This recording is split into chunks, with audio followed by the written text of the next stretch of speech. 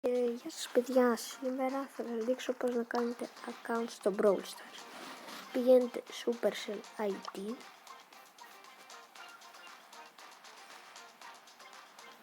μετά πάτε στα settings, πηγαίνετε τέρμα κάτω, εδώ που λέει logout, το πατάτε confirm, περιμένετε, πατάτε play without, τώρα σας μπαίνει.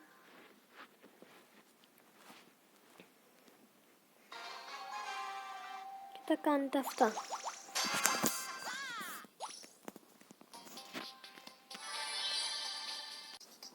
Μετά παιδιά βάζετε με το που περάσετε βάζετε το username. Εγώ θα βάλω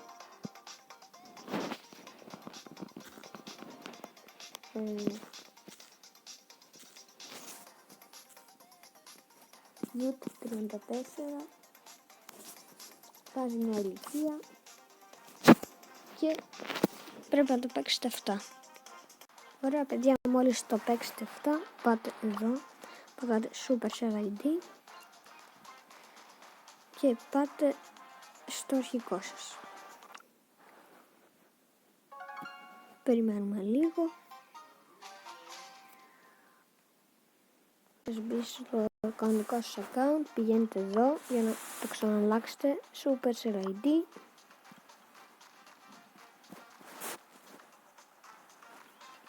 Settings,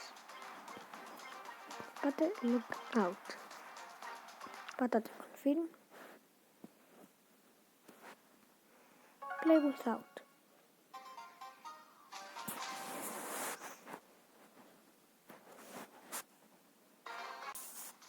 Μετά παιδιά θα σας βγάλει σε εκείνο το account που το κάνατε τώρα, όπως και εγώ. Σημαίνει όμως δεν δούλεψε επειδή το έχω κάνει. Ελπίζω να σας βοήθησα και αντίο.